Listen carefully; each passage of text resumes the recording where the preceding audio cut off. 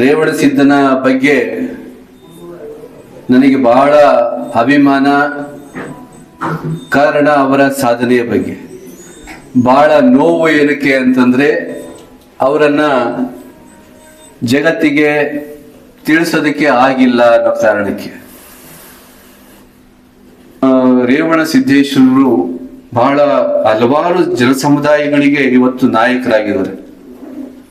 ಇವತ್ತಿನ ಅವರ ವಾರಸುದಾರರು, ಅವರ ಫಲಾನುಭವಿಗಳು ನಿಜವಾದ ರೇವಣ ಸಿದ್ದನ ಚರಿತ್ರೆಯನ್ನ ಹೊರಗೆ ತಂದ್ರೆ ಇವತ್ತೇನು ಧಾರ್ಮಿಕ ಕಲಹಗಳು ಭೇದ ಐತಲ್ಲ, ನಾನು ಅವರಲ್ಲ, ನಾವಿವರು, ಇವರಲ್ಲ, ನಾವು ಅವರು ಅನ್ನುವಂತ ಆ ಕಲಹಗಳಿಗೆ ಅಂತ್ಯ ರೇವಣ ಸಿದ್ದೇಶ್ವರನ ನಿಜವಾದ ಚರಿತ್ರೆ ಹೊರಗೆ ಬಂತು ಅಂದ್ರೆ ಅದು ಅಂತ್ಯ ಆಗುತ್ತೆ ಅನ್ನೋದ್ರಲ್ಲಿ ಸಂಶಯ ಇಲ್ಲ ಅನ್ನುವಂಥದ್ದು ನನ್ನ. ಯಾಕೆಂದ್ರೆ ಶೈವ ಪರಂಪರೆಯಲ್ಲಿ ಲಿಂಗ ಭೇದ ಇಲ್ಲ, ಶೈವ ಪರಂಪರೆಯಲ್ಲಿ ಜಾತಿ ಭೇದ ಇಲ್ಲ, ಶೈವ ಪರಂಪರೆಯಲ್ಲಿ ಮಂತ್ರ ತಂತ್ರ ಅಥವಾ ಅನುಷ್ಠಾನ ಪರಂಪರೆಗಳಿಲ್ಲ. ಅಲ್ಲಿ ಮನಸ್ಸಿಗೆ, ಭಾವನೆಗೆ ಆದ್ಯತೆ ಕೊಡ್ತಾರೆ. ದೇವರು ಯಾವಾಗ ಒಲಿತಾನಪ್ಪ?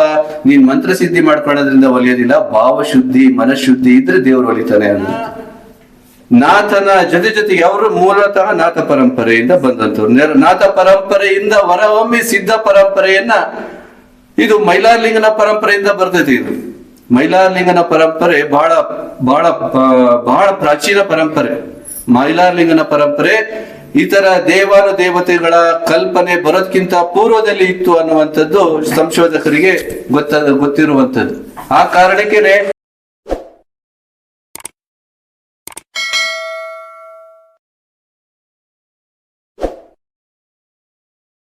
ಕನಕ ಗುರುಪೀಠ ಕಲಬುರ್ಗಿ ವಿಭಾಗ ವೀರಗೋಟದ ಪರಮ ಪೂಜ್ಯ ಶ್ರೀ ಸಿದ್ದರಾಮಾನಂದ ಮಹಾಸ್ವಾಮಿಗಳು ದಯವಿಟ್ಟು ಆಶೀರ್ವಚನವನ್ನು ನೀಡಲಿಕ್ಕೆ ಅವರಲ್ಲಿ ಭಕ್ತಿಪೂರ್ವಕವಾಗಿ ಕೇಳ್ಕೊತಾ ಇದ್ದಾರೆ.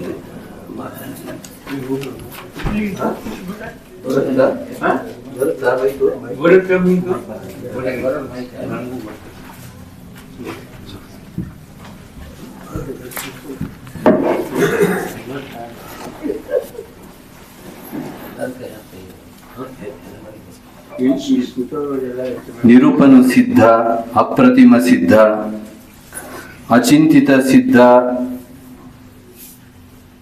ಉತ್ತಮಾವರಣ ಸಿದ್ಧ, ಅತಿ ಕಾರಣ ಸಿದ್ಧ, ಸಿದ್ಧ ರೇವಣನಿಗೆ ಶರಣೆಂದು. ಸಿದ್ಧನಾಥ ಶರಣ ಪರಂಪರೆಯ ಭೂಮಿ ವಿಜಯಪುರದ BLD ಸಂಸ್ಥೆಯ ವಚನ ಪಿತಾಮಹ ಹಾಗೂ ಅಳಕಟ್ಟಿ ಸಂಶೋಧನಾ ಕೇಂದ್ರದಲ್ಲಿ ಬಿಡುಗಡೆಗೊಂಡಂತಹ ರೇವಣ ಸಿದ್ದೇಶ್ವರ ಪರಂಪರೆ ಸಾಂಸ್ಕೃತಿಕ ಅಧ್ಯಯನದ ಸಭೆಯಲ್ಲಿ ಪಾಲ್ಗೊಂಡಿರುವಂತಹ ಕನಕ ಶ್ರೀ ಪ್ರಶಸ್ತಿ ವಿಜೇತ ಡಾಕ್ಟರ್ ಕೃಷ್ಣ ಕೋಲಾರ್ ಕುಲಕರ್ಣಿ ಅವರಲ್ಲಿ, ಕನಕ ಶ್ರೀ ಪ್ರಶಸ್ತಿ ವಿಜೇತರಾದಂತಹ ಚಂದ್ರಕಾಂತ್ ಬಿಜ್ಜರ್ಗಿ ಅವರಲ್ಲಿ, FT ಹಳ್ಳಿಕೇರಿ ಅವರಿರಲಿ, ಮಹಾದೇವ್ ಪಡ್ಶೆಟ್ಟಿ ಅವರಲ್ಲಿ, ಕೊಪ್ಪ ಅವರಲ್ಲಿ, ಈ ಗ್ರಂಥವನ್ನ PhD ಪ್ರಬಂಧವಾಗಿ ನಿಮ್ಮೆದುರಿಗೆ ತೆರೆದಿಟ್ಟಿರುವಂತಹ ಗಂಗಾಧರ್ ಕೊಡ್ಲಿ ಅವರಲ್ಲಿ ತಮ್ಮೆಲ್ಲರಲ್ಲಿ ಶರಣಾರ್ಥಿಗಳನ್ನ ಹೇಳಲು ಬಯಸ್ತೀನಿ. ಬಹಳ ಸಮಯ ಆಗೈತೆ. ರೇವಣ ಸಿದ್ದನ ಬಗ್ಗೆ ನನಗೆ ಬಹಳ ಅಭಿಮಾನ. ಕಾರಣ ಅವರ ಸಾಧನೆಯ ಬಗ್ಗೆ. ಬಹಳ ನೋವು ಏನಕ್ಕೆ ಅಂತಂದ್ರೆ ಅವರನ್ನ ಜಗತ್ತಿಗೆ ತಿಳಿಸೋದಕ್ಕೆ ಆಗಿಲ್ಲ ಅನ್ನೋ ಕಾರಣಕ್ಕೆ. 11-12ನೇ ಶತಮಾನದಲ್ಲಿ ಜನಸಾಮಾನ್ಯರ ಧಾರ್ಮಿಕ ಸಾಮಾಜಿಕ ಭಾವನೆಗಳ ಹೀರೋ ಆಗಿದ್ದಂತಹ ರೇವಣ ಸಿದ್ಧ 20-21ನೇ ಶತಮಾನದಲ್ಲಿ ಇನ್ನು ಹುಡುಕಾಡಕತ್ತಿದ್ದೀವಿ. 11-12ನೇ ಶತಮಾನದಲ್ಲಿ ಎಲ್ಲೋ ಒಂದು ಕಡೆಗೆ ಇದ್ದು ಅಂತ ವ್ಯವಸ್ಥೆಯನ್ನ ಇವತ್ತು ಹಳ್ಳಿಗಳಲ್ಲಿ ವಚನಗಳ ರೂಪಕ ನಾವು ಪರಿಚಯವನ್ನ ಹೊಂದುತ್ತಾ ಇದ್ದೀವಿ. ಅವತ್ತು ಇರ್ಲಾರ್ದವರು ಇದ್ರು, ಎಲ್ಲ ಒಂದ್ ಕಡೆಗಿದ್ರು, ಅವ್ರು ಇವತ್ತು ಹಳ್ಳಿಗೆ ವಚನಗಳ ಮೂಲಕ ಪ್ರಚಾರಗೊಳ್ತಾ ಇದ್ದಾರೆ. ಆದ್ರೆ 12ನೇ ಶತಮಾನದಲ್ಲಿ ಇದ್ದ ಆತ ನೂರಾರು ಶಾಸನಗಳು, ಒಂದು ಎರಡಲ್ಲ, ನೂರಾರು ಶಾಸನಗಳನ್ನ ಹೊಂದಿ ರಾಜಗುರುವಾಗಿದ್ರು, ಸಿದ್ಧರಾಗಿದ್ರು, ಜನಸಾಮಾನ್ಯರ ಗುರುವಾಗಿದ್ದ ರೇವಣ ಸಿದ್ಧ ಇವತ್ತಿನ ಕಾಲದಲ್ಲಿ ಇನ್ನೂ ಮೊಬ್ಬೆಳಕಿನಲ್ಲೇ ಇದ್ದಾನೆ. ಆತನ ಮೇಲೆ ಪ್ರಖರವಾದಂತಹ ಬೆಳಕನ್ನು ನಾವು ಬೀರಿಲ್ಲ, ಆತನ ಪ್ರಭಾವವನ್ನ ಜಗತ್ತಿಗೆ ನಾವಿನ್ನ ತೋರಿಸಿಲ್ಲ. ಮತ್ತೆ ಅದರ ಫಲಾನುಭವಿಗಳು ವಿಪರೀತ. ಈ ರಾಜ್ಯದಲ್ಲಿ ಅಷ್ಟೇ ಅಲ್ಲ, ಮಹಾರಾಷ್ಟ್ರ, ಕರ್ನಾಟಕ, ಆಂಧ್ರ ಭಾಗದಲ್ಲಿ ರೇವಣ ಸಿದ್ಧನ ಫಲಾನುಭವಿಗಳಿದಾರಲ್ಲ, ಅವರು ಫಲಾನುಭವಿಗಳು ಆತ್ಮ ವಂಚನೆಯನ್ನ ಮಾಡ್ಕೊಳ್ತಾ ಇದ್ದಾರೇನೋ, ಆತ್ಮವಂಚನೆ ಮಾಡ್ಕೊಳ್ತಾ ಇವತ್ತೇ ಅವರು ಅಪ್ರಸ್ತುತವಾಗಿ ಸಮಾಜದಲ್ಲಿ 4 ಜನಗಳ ಬಾಯಲ್ಲಿ ಅಪ್ರಸ್ತುತ ರೀತಿಯಲ್ಲಿ ಚರ್ಚೆಗೊಳಗಾಗ್ತಾ ಇದ್ದಾರೆ. ನಾನು ಹೇಳೋದ್ ಪದ ಸರಿನಾ?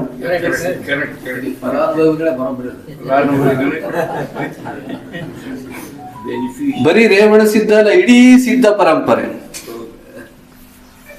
ನಮಗೆ ಅವತ್ತಿನ ಕಾಲಮಾನ ಅಂತ ಹೇಳಿದ್ರು ಕೃಷ್ಣ ಕುಲಕರ್ಣಿ ಅವರು. ಕಾಲಮಾನ, ಸಮಯ, ಸಂದರ್ಭ ನಿಮಗೆ ಗೊತ್ತಿರ್ಲಿ. ಧರ್ಮ ಅಂದ್ರೆ ಜನಸಾಮಾನ್ಯರಿಗೆ ಕೊಂಡೊಯ್ಯುವಂತಹದ್ದು.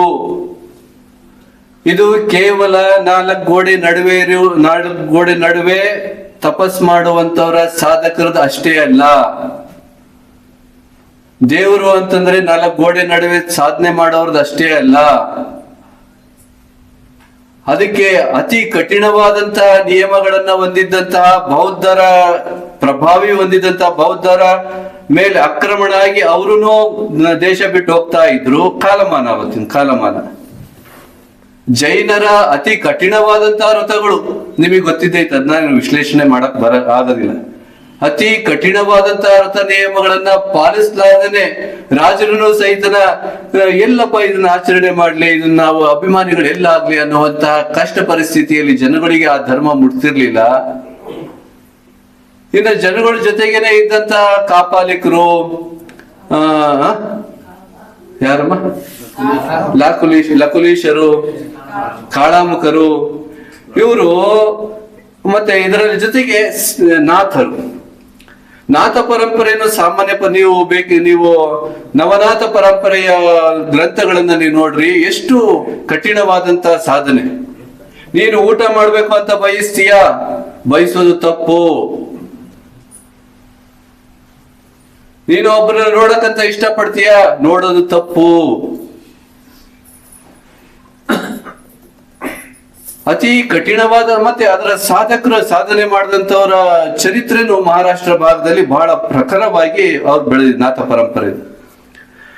ನಾಥ ಪರಂಪರೆ, ಲಕುಲೀಶ, ಎಲ್ಲ ಪರಂಪರೆ, ಶೈವ ಪರಂಪರೆಗಳು ಜನಸಾಮಾನ್ಯರನ್ನ ಧರ್ಮದ ಕಡೆಗೆ ಆಕರ್ಷಣೆ ಮಾಡ್ತಾ ಇಲ್ಲ, ನಿಜವಾದ ಧರ್ಮದಿಂದ ವಂಚನೆ ಮಾಡ್ತಾ ಇದ್ವು.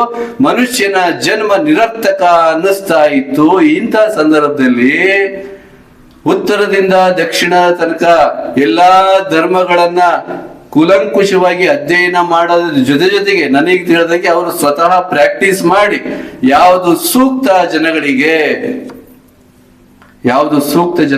ಅಂತ ಕಂಡುಹಿಡಿದು ಸಂಸಾರಿ ಆದ್ರೂ ಮಾಡ್ಬೋದಪ್ಪ. ನೀನ್ ಬೇಕಿದ್ರೆ ಸನ್ಯಾಸಿಯಾಗಿನೂ ಜೀವನ ಮಾಡ್ಬೋದು. ಸರಳವಾದಂತಹ ಸಿದ್ಧ ಪರಂಪರೆಯನ್ನ ನಾಥನ ಜೊತೆಗೆ ಅವರು ಮೂಲತಃ ನಾಥ ಪರಂಪರೆಯಿಂದ ಬಂದಂತವ್ರು.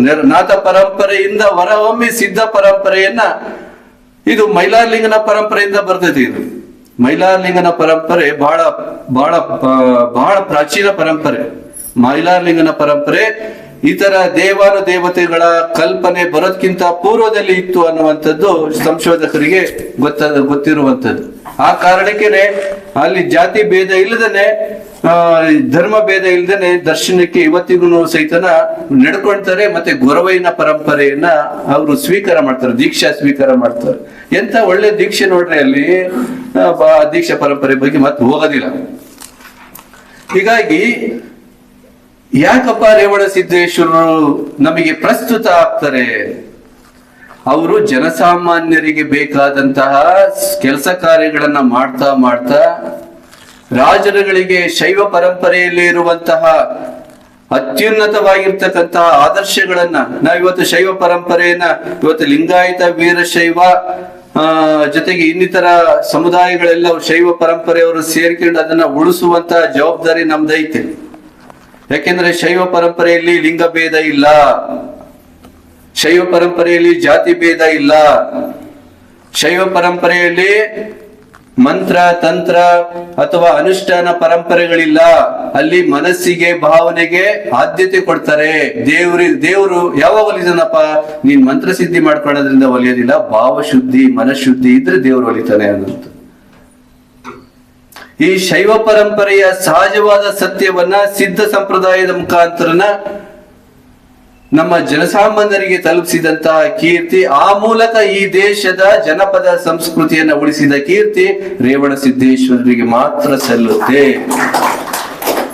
ಅದರ ಮುಂದುವರಿದ ಭಾಗನೇ ವಚನ ಪರಂಪರೆ. ಅದರ ಮುಂದುವರಿದ ಭಾಗ ಅಂತ ನಾನು ಹೇಳೋದಕ್ಕೆ ಬಯಸ್ತೀನಿ. ಹಾಗಾಗಿ ಅವತ್ತು ರೇವಣ ಸಿದ್ಧನ ಕಾರ್ಯ ನಾನು ಪದೇ ಪದೇ ಹೇಳ್ತೀನಿ. ಅವತ್ತು ರೇವಣ ಸಿದ್ಧನ ಕಾರ್ಯ ಏನು ಶಾಸನಗಳ ಮುಖಾಂತರನ ಉಳಿತು. ಶಾಸನಗಳು ಇಲ್ಲದೆ ಇವತ್ತಿಗೂ 12ನೇ ಶತಮಾನದ ಪ್ರಭಾವ ಧಾರ್ಮಿಕ ಕ್ರಾಂತಿಗಳಂತ ಏನ್ ಕರಿತೀವಲ್ಲ, ಆ ಕ್ರಾಂತಿಗೆ ಇದುವರೆಗೂ ಶಾಸನಗಳನ್ನ ಹುಡುಕಾಡೋದು ಸಿಕ್ಲಾರ್ದೇ ಇರೋದು ಸೋಲ್ತಾ ಇದೀವಿ. ಅರ್ಥ ಆಗುತ್ತಲ್ಲ? ಸೋಲ್ತಾ ಇದೀವಿ. 12ನೇ ಶತಮಾನದ ಇವತ್ತಿನ ಕಾಲದಲ್ಲಿ ಏನು ಪ್ರಭಾವ ಐತಲ್ಲ, 12ನೇ ಶತಮಾನದ ಕ್ರಾಂತಿ ಅಂತ, ಅದಕ್ಕೆ ಶಾಸನಗಳು 11, 12, 13ನೇ 14ನೇ ಶತಮಾನ 15ನೇ ಶತಮಾನ ತನಕನೂ ಒಂದು ಶಾಸನಗಳು ಸಿಗಲಾರ್ದು ನನಗೆ ಗಮನಕ್ಕಂತ ಐತೆ. ಯಾರಾದ್ರೂ ಇದ್ರೆ ಗಮನ ನನಗೆ ಬರ್ಬೋದು. ಹೀಗಾಗಿ ಎಂಥ ಮಹಾತ್ಮನಿಗೆ ಅನ್ಯಾಯ ಆಗೈತಲ್ಲ. ಈ ದೇಶದ ಜನಸಾಮಾನ್ಯರಿಗೆ ಸಾಮಾಜಿಕವಾಗಿ ಧೈರ್ಯ ತುಂಬಿ 18 ಮಠಗಳು, ಕುಲ 18 ಅಂತ ಹೇಳ್ತೀವಲ್ಲ ಹಿಂದಿನ ಕಾಲದ ಕುಲ 18 ಮಠಗಳಿಗೆ ಅವತ್ತು ಧಾರ್ಮಿಕ ಸ್ವಾತಂತ್ರ್ಯವನ್ನ ನೀಡಿದ ರೇವಣ ಸಿದ್ದೇಶ್ವರ. ಕುಲ 18 ಜಾತಿಗಳಿಗೆ ಅಲ್ಲಿ ನಾವು ಇವತ್ತಿಗೂ ನೀವು ನೋಡ್ಬೋದು.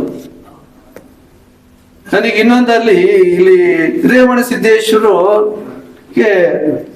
ನನಗೆ ಸಮಸ್ಯೆ ಬಂದಿರೋ, ನೀವೆಲ್ಲ ಸಂಶೋಧಕರಿದ್ರಿ ಇಲ್ಲಿ, ಅವರು ಯಾವ ಲಿಂಗವನ್ನ ಧರಿಸಿದ್ದರು? ಚರಲಿಂಗದ ಆಯತವನ್ನ ಪೂಜಿಸ್ತಾ ಇದ್ರು ಅಥವಾ ಇಷ್ಟಲಿಂಗಾಯತರಾಗಿದ್ರು? ಟಗರ ಪವಾಡದಲ್ಲಿ ನಾವು ನೋಡ್ತೀವಿ. ಟಗರ ಪವಾಡದಲ್ಲಿ ಅವರು ಭಂಡಾರವನ್ನ ಕೊಟ್ಟು ತಮ್ಮ ಶಿಷ್ಯನ ಪ್ರಭಾವವನ್ನ ಅಲ್ಲಿ ಎತ್ತಿ ಹಿಡಿದು ಜಾತಿ ಈ ಕಾರಣಕ್ಕೋಸ್ಕರನ ಬಹಿಷ್ಕಾರ ಹಾಕಿದಂತಹ ತನ್ನ ಶಿಷ್ಯನನ್ನ ಮತ್ತೆ ಮಹಾರಾಜರ ಸಾನ್ನಿಧ್ಯದಲ್ಲಿ ಆತನಿಗೆ ಪುರ ಪ್ರವೇಶವನ್ನ ಮಾಡಿಸುವಂತ ಕೀರ್ತಿ ರೇವಣ ಸಿದ್ದೇಶ್ವರಿಗೆ ಸಲ್ಲುತ್ತೆ. ಜಾತಿ ಕಾರಣಕ್ಕೋಸ್ಕರನ ಬಹಿಷ್ಕಾರ ಆಗ್ತಾರೆ. ಇವರು ಮದ್ಯ ಮಾಂಸ ತಿಂತಾರೆ ಅಂತಂದ್ಬಿಟ್ಟು, ತಿಂತಾರಲ್ಲ ಹೊತ್ತು ಮಾರ್ತಾರೆ ಅನ್ನೋ ಕಾರಣಕ್ಕೆ ಆತನ ಮತ್ತೆ ರಾಜರು ಶರಣರ ಸಮ್ಮುಖದಲ್ಲೇನೆ ಭಂಡಾರವನ್ನ ಕೊಟ್ಟು ಆ ಪರಂಪರೆಯ ಪ್ರತಿನಿಧಿಗಳನ್ನ ಮತ್ತೆ ರಾಜ ಸಮ್ಮುಖದಲ್ಲೇ ಪುರಪ್ರವೇಶ ಮಾಡ್ತಾರೆ. ಅಲ್ಲಿ ಗೆಲುವನ್ನ, ಇವೆಲ್ಲ ಪ್ರಕಾರ ಕತೆ ಇರ್ಬೋದು. ಅಂದ್ರೆ ಸಾಮಾನ್ಯ ಜನಗಳಿಗೆ ಭಾವನೆಗಳಿಗೆ ಧಕ್ಕೆ ಆಗ್ಲಾರ್ದೆ ಅವರ ಜೊತೆಗೆ ನೈತಿಕ ಶಕ್ತಿಯಾಗಿ ನಿಂದಿರುವಂತ ರೇವಣ ಸಿದ್ದೇಶ್ವರ ಕೆಲಸ ರಾಜಗುರುವಾಗಿ, ಯೋಗಿಯಾಗಿ, ಮತ್ತೆ ಸಾಮಾಜಿಕ ಚಟುವಟಿಕೆಗಳ ಬಗ್ಗೆ ನಿಮಗೆ ಗೊತ್ತಿರಲಿ. ಎಲ್ಲೋದ್ರೂ ಅವರು ಬಾವಿಗಳಿಗೆ ಕಟ್ಟಿಸ್ತಾ ಇದ್ರು, ಎಲ್ಲೋದ್ರೂ ಕೆರೆ ಕಟ್ಟೆಗಳನ್ನ ಕಟ್ಟಿಸ್ತಾ ಇದ್ರು. ಧಾರ್ಮಿಕ ಗುರುಗಳು ಅಂತಂದ್ರೆ ಕೇವಲ ತಪಸ್ಸು ಅಷ್ಟೇ ಅಲ್ಲ, ಅವರ ಮೇಲೆ ಸಾಮಾಜಿಕ ಜವಾಬ್ದಾರಿ ಇರುತ್ತೆ, ಜನಗಳ ಭಾವನೆಗಳ ಜವಾಬ್ದಾರಿ ಇರುತ್ತೆ ಅನ್ನೋದನ್ನ ದೇವರ ನಂತರ, ಶಿವನ ನಂತರ ಜಗದ್ಗುರು ಅನ್ನುವಂತಹ ಪದವನ್ನ ಸ್ವೀಕರಿಸಿದಂತಹ ಏಕೈಕ ವ್ಯಕ್ತಿ ರೇವಣ ಸಿದ್ದೇಶ್ವರ. ಇವತ್ತು ಆಮೇಲೆ ಶಂಕರಾಚಾರ್ಯನಿಗೂ ಆ ಬಿರುದು ಬರ್ತದೆ, ಶಂಕರಾಚಾರ್ಯನ ನಂತರ ಬರುತ್ತೆ ರೇವಣ ಸಿದ್ದೇಶ್ವರ. ನೀವು ಕೆಲವು ಗ್ರಂಥಗಳಲ್ಲಿ ಉಲ್ಲೇಖ ಜಗದ್ಗುರು ರೇವಣ ಸಿದ್ದೇಶ್ವರ. ಈ ನೆಲೆಯಲ್ಲಿ ರೇವಣ ಸಿದ್ದೇಶ್ವರರು ಬಹಳ ಹಲವಾರು ಜನ ಸಮುದಾಯಗಳಿಗೆ ಇವತ್ತು ನಾಯಕರಾಗಿದ್ದಾರೆ. ಇವತ್ತಿನ ಅವರ ವಾರಸುದಾರರು, ಅವರ ಫಲಾನುಭವಿಗಳು ನಿಜವಾದ ರೇವಣ ಸಿದ್ಧನ ಚರಿತ್ರೆಯನ್ನ ಹೊರಗೆ ತಂದ್ರೆ ಇವತ್ತೇನು ಧಾರ್ಮಿಕ ಕಲಹಗಳು ಭೇದ ಐತಲ್ಲ, ನಾನು ಅವರಲ್ಲ, ನಾವಿವರು, ಇವರಲ್ಲ, ನಾವು ಅವರು ಅನ್ನುವಂತ ಆ ಕಲಹಗಳಿಗೆ ಅಂತ್ಯ ರೇವಣ ಸಿದ್ದೇಶ್ವರನ ನಿಜವಾದ ಚರಿತ್ರೆ ಹೊರಗೆ ಬಂತು ಅಂದ್ರೆ ಅದು ಅಂತ್ಯ ಆಗುತ್ತೆ ಅನ್ನೋದ್ರಲ್ಲಿ ಸಂಶಯ ಇಲ್ಲ ಅನ್ನುವಂಥದ್ದು ನನ್ನ ಭಾವನೆ ಆಗಿತ್ತೆ. ಯಾಕೆಂದ್ರೆ ಅದೇ ಮಾತನೇ ಮೂಲ. ಅದನ್ನ ಮರೆತು ಬಿಟ್ರೆ, ಬೇರನ್ನೇ ಮರೆತ್ರೆ ಚಿಗುರುಗಳಿಗೆ ಬೆಲೆ ಬರೋದಿಲ್ಲ. ಈ ಹಿನ್ನೆಲೆಯಲ್ಲಿ ಈತ ರೇವಣ ಸಿದ್ಧನ ಮೇಲೆ ಒಂದು ಪುಸ್ತಕ, ಸಾಂಸ್ಕೃತಿಕ ಅಧ್ಯಯನ. ಈ ಸಾಂಸ್ಕೃತಿಕ ಅಧ್ಯಯನ ಅನ್ನೋ ಕಾರಣಕ್ಕೋಸ್ಕರ ಈ ವಿಷಯಗಳನ್ನ ಹೇಳಿದೆ. ಅವರ ಮೇಲೆ ವೇಶ್ಯೆಯಿಂದ ಹಿಡಿದು ರಾಜಕುಮಾರಿ ತನಕನ ಒಡನಾಟವನ್ನ ಹೊಂದಿದಂತಹ ರೇವಣ ಸಿದ್ದೇಶ್ವರರು ಜನಸಾಮಾನ್ಯರ ಪ್ರೀತಿ ಪಾತ್ರ ಗುರುಗಳು. ಇವತ್ತಿಗೂ ಗುರು ರೇವಣ ಸಿದ್ಧ ಅಂತಂದ್ರೆ ಬಹಳ ಅದಂತ ಕುರುಬರಿಗೆ ಅವರೇ ಮೊದಲಲ್ಲ, ಅವರಿಗಿಂತ ಮೊದಲು ಗೊರವಯ್ಯನ ಪರಂಪರೆ, ಮೈಲಾರಲಿಂಗನ ಪರಂಪರೆ ಇತ್ತು. ಆ ಮೈಲಾರಲಿಂಗನ ನಂತರ ಬೀರದೇವರ ಪರಂಪರೆ. ಬೀರದೇವರು ವೀರಭದ್ರನಾಗಿ, ಬೀರಪ್ಪನಾಗಿ ವಿಂಗಡಣೆ ಆದ. ಇವನ್ನೆಲ್ಲ ನಮ್ಮ ಕಲಬುರಗಿ ಅವರೇನೆ ಹೇಳಿದ್ದಾರೆ. ಎಂ ಕಲಬುರಗಿ ಅವರು ಮೈಲಾರಲಿಂಗನ ಪರಂಪರೆ ನಂತರ ಏನಾಯ್ತು, ಭೈರವನಾಗಿ, ಬೀರದೇವರಾಗಿ, ವೀರಭದ್ರನಾಗಿ ವಿಂಗಡಣೆ ಆಗಿ ಅವು ಜನಾಂಗಗಳಾಗಿ ನೀವು ವಿಂಗಡಣೆಗಳಾಗಿದ್ದು. ಇವೆಲ್ಲ ನಾವೆಲ್ಲ ಈ ಶೈವ ಮೂಲದವರು ಒಂದೇ ಅನ್ನುವಂಥದ್ದನ್ನ ಇವೆಲ್ಲ ತೋರಿಸ್ತವೆ. ಈ ಹಿನ್ನೆಲೆಯಲ್ಲಿ ಇಂಥ ಒಂದು ಕೃತಿಗಳಿಗೆ ಇಲ್ಲಿ ಬಿಡುಗಡೆ ಮಾಡೋದಕ್ಕೆ ಅವಕಾಶ ಕೊಟ್ಟಿದ್ದಲ್ದೇನೆ ಸಂಶೋಧನೆಗೆ ಆಶ್ರಯ ನೀಡಿದಂತಹ ಹಾಗೂ ಅಳಕಟ್ಟಿ ಸಂಶೋಧನಾ ಕೇಂದ್ರದ ಎಲ್ಲ ಮುಖ್ಯಸ್ಥರಿಗೆ ಜೋರಾಗಿ ಚಪ್ಪಾಳೆ ತಟ್ಟಿ ಅಭಿನಂದನೆಯನ್ನ ಸಲ್ಲಿಸಿ ಹಾಗೆ ಹೇಳ್ತೀನಲ್ಲ, ಭಂಡಾರ ಹೋಗಿ ವಿಭೂತಿ ಹೆಂಗ್ ಬಂತು ಅನ್ನೋದೇ ನಮಗೆ ಈ ಕಲ್ಚರ್. ಸಿದ್ಧ ಪರಂಪರೆ ರೇವಣ ಸಿದ್ಧ ಅಲ್ಲಿ ಭಂಡಾರ ನೀಡ್ತಾನೆ, ಅದನ್ನ ನಾನು ಮರ್ತು ಬಿಟ್ಟು ಹೇಳೋದ್ನ. ಭಂಡಾರ ನೀಡಿದ್ದು ವಿಭೂತಿ ಪರಂಪರೆಗೆ ಹೆಂಗ್ ಬಂತು ಅನ್ನುವಂಥದ್ದು ನಂದು ಒಂದು, ಯಾಕಂದ್ರೆ ಅದು ಒಂದು ಪರಂಪರೆ. ಮತ್ತು ನಾಮಗಳು ಒಂದೊಂದು. ಈಗ ಇಲ್ಲೊಬ್ರು ಕೂತಿದ್ರು, ಅವ್ರೀಗ ಅದ್ರ ಜೊತೆಗೆ ಪಟಕದ ಜೊತೆಗೆ ಕಂಬಳಿ ಜೊತೆಗೆ ಮತ್ತೆ ನಾಮನು ಹಾಕಿದ್ದಾರೆ. ಇಲ್ಲೇ ಕೂತಿದ್ದಾರೆ. ಹಾಗೆ ತಮ್ಮ ಸಂಸ್ಕೃತಿ ಜೊತೆಗೆ ಸ್ಥಳೀಯ ಪ್ರಭಾವಗಳು ಯಾವ್ಯಾವ ಇರ್ತಾವ ಅವನು ಸೇರಿಸ್ಕೊಂಡ್ಬಿಡೋದು. ಇದು ಕಾಲಾನಂತರ ಸಾಂಸ್ಕೃತಿಕ ಸಮ್ಮಿಲನ ಅಂತ, ಸಾಂಸ್ಕೃತಿಕ ಸಮ್ಮಿಲನ ಪ್ರಭಾವಗಳಿಂದ ಸಾಂಸ್ಕೃತಿಕ ಸಮ್ಮಿಲನಗಳಾಗ್ತವೆ. ಇಂಥ ಸಮ್ಮಿಲನಗಳು ನಿಜವನ್ನ ಬಚ್ಚಿಡಕ್ ಹೋಗ್ಬಾರ್ದು. ಅದನ್ನ ನಿಜವನ್ನ ತೆರೆದಿಡೋದೇ ಸಂಶೋಧನೆ ಅಂತ ನಿಜವನ್ನ ತೆರೆದಿಡುವಂತ ಕೆಲಸವನ್ನ ಪಾಗು ಅಳಕಟ್ಟಿ ಈ ಸಂಸ್ಥೆಯವರು ನಿರಂತರವಾಗಿ ಮಾಡ್ತಾ ಇದ್ದಾರೆ. ಈ ಸಂಶೋಧನೆ ಮಾಡಿದಂತಹ ಪಾಗು ಈ ನಮ್ಮ ಡಾಕ್ಟರ್ ಗಂಗಾಧರ್ ಕೊಡ್ಲಿ ಅವ್ರಿಗೂ ಒಂದು ಚಪ್ಪಾಳೆ ತಟ್ಟಿ ಇಂಜಿನಿಯರ್ ಆಗಿ ಇಂಥ ಕೆಲಸವನ್ನ ಮಾಡಿದ್ದಾರೆ. ಇಂಥ ಎಲ್ಲ ಕೆಲಸ ಕಾರ್ಯಗಳನ್ನ ನನಗೆ ಆಶ್ಚರ್ಯ. ಈ ಪಾಗು ಅಳಕಟ್ಟಿ ಅವರೇ ಹೇಳಿದ್ರಲ್ಲ, ಕೋಲಾರ ಕುಲಕರ್ಣಿ ಅವ್ರಿಗೂ ಪಾಗು ಅಳಕಟ್ಟಿ ಸಂಶೋಧನಾ ಕೇಂದ್ರಕ್ಕೆ ಸಂಬಂಧಗಳು ಅನ್ನುವಂತ ವಿಷಯವಾಗಿ ಬಹಳ ನಾನು ಅಲ್ಲಿಂದ ಯೋಚನೆ ಮಾಡ್ಕೊಂತ ಬಂದೆ. ಅವರೇ ಇಲ್ಲಿ ಅದನ್ನ ಸಮರ್ಥರಿದ್ದಾರೆ. ಅವರ ಭಾವ ನನಗೆ ಬಹಳ ಖುಷಿ ತಂತು.